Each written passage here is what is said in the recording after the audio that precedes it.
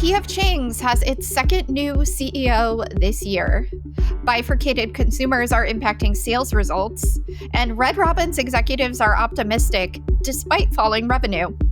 Welcome to Restaurant Daily, the day's biggest industry news and trends from the editors of Restaurant Business and Nation's Restaurant News. I'm NRN Managing Editor Leanne Zinsmeister. And I'm RB Managing Editor Heather Lally. P.F. Chang's has its second new CEO this year. The Asian chain hired Jim Mazzani to the top job, replacing Brad Hill, who was promoted to CEO in April. Mazzani is the former CEO of SPB Hospitality and has more than 3 decades of restaurant experience. He will help lead P.F. Chang's into a new chapter of growth. The consumer is bifurcated, and that has impacted sales results last quarter. Same-store sales averaged less than 1% last quarter among companies that have reported earnings so far, with full-service brands having outperformed limited-service chains. But there were wide gaps in performance among the concepts. Companies are shifting toward more operational and service improvements along with value, and they are rethinking their unit count. Red Robin's revenue fell last quarter, but executives remain optimistic.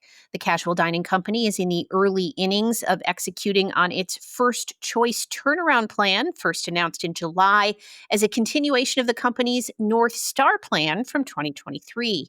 This plan focuses on operational efficiencies, restaurant-level financial performance, food quality, and ramping up guest-facing culture, and it appears to be slowly working. Traffic began making a turnaround in the third quarter, thanks in no small part to the Big Yum $9.99 burger promotion. Moving forward, the company is focusing on refranchising and refreshing restaurant interiors. How did Five Guys become the most successful fast casual chain in international markets? By sticking to its simple model.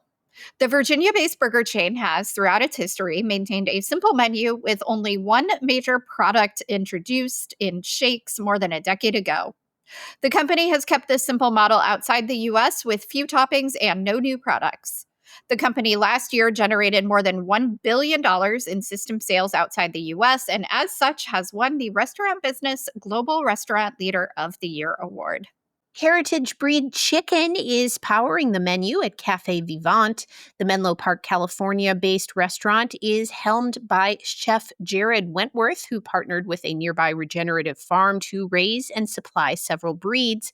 The chickens are slow-raised to develop more complex flavor and go into menu items like chicken nuggets topped with caviar, roast chicken for two with foraged mushrooms, and a heritage chicken sundae topped with crispy bits of fried chicken skin. And that should do it for today's edition of Restaurant Daily. Get the latest restaurant news every weekday wherever you get your podcasts. I'm Leanne Zinsmeister. And I'm Heather Lally. Have a great day. Thank you for listening to today's episode of Restaurant Daily. Rate us on Apple Podcasts, Spotify, and subscribe.